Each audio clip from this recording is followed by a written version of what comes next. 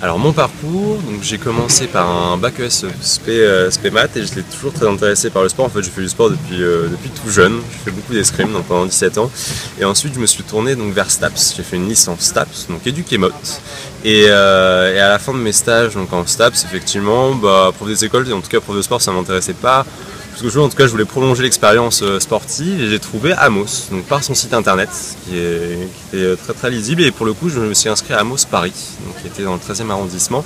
Et j'ai effectué, alors moi, ce qui m'a plu tout de suite, c'était l'alternance sur le M2. Donc du coup, je me suis dit, tiens, pourquoi pas faire un master en sport business school, donc d'Amos. Effectivement, donc j'ai fait mon M1, donc déjà à Amos, et en M2 en alternance, où j'ai trouvé cette alternance au nouveau Stade Bordeaux, pour laquelle je suis resté un peu après.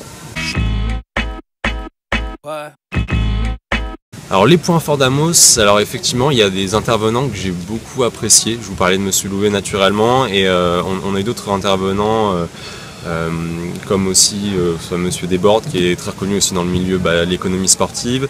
Le vrai plus qu'on a pu avoir, c'est qu'on avait des gens qui venaient d'agences, des gens qui venaient des ligues, des fédérations et de grands groupes aussi d'événementiels. Donc au final on voyait un petit peu l'envers du décor dans le sport, que ce soit sur un lieu d'accueil ou bien donc sur une agence qui propose des services. Ce qui était intéressant chez Amos, c'était les travails de groupe, c'est-à-dire qu'on avait beaucoup d'ateliers en groupe où là pour le coup on se croyait un peu en agence, c'est-à-dire qu'on avait un projet à monter.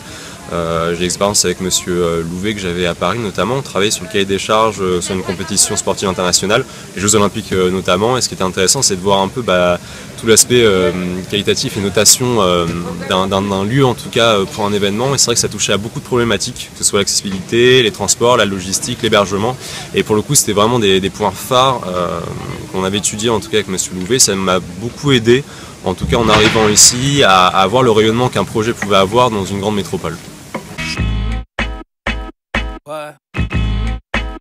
Alors les missions au quotidien, elles sont déjà assez variées dans le sens où on est une petite équipe au nouveau Stade Bordeaux, on est une douzaine de collaborateurs et effectivement on est sur un vrai esprit d'équipe, c'est-à-dire qu'on a de l'entraide. Moi c'est au pôle communication, donc je m'occupe du site internet, je m'occupe aussi de tout ce qui est social media, je m'occupe aussi également que ce soit donc les événements comme les journées portes ouvertes, donc pour le grand public, mais aussi les événements B2B, que ce soit pour le corporate. On fait pas mal de visites encore ici, mais des fois ça nous arrive aussi de travailler avec le pôle commercial, avec le pôle finance aussi, comme je vous disais, c'est une petite équipe, donc on ressent vraiment en tout cas les valeurs sportives ici parce que c'est vraiment sur la cohésion et l'entraide. Tiens, Amos, ils ont quand même bien fait les choses parce que les écoles qui ouvrent, que ce soit Paris, Lyon, Bordeaux, Londres, finalement ça s'associe beaucoup aussi au stade de l'Euro 2016. J'ai aussi oublié de parler de Lille, mais c'est marrant comme quoi l'ancrage stratégique est assez visible et il est intelligemment fait.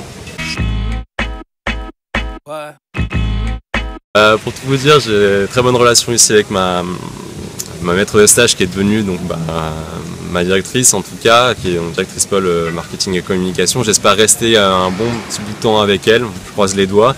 Et puis après pourquoi pas prolonger à Bordeaux ou bien bouger encore un peu plus, voir une autre région en France.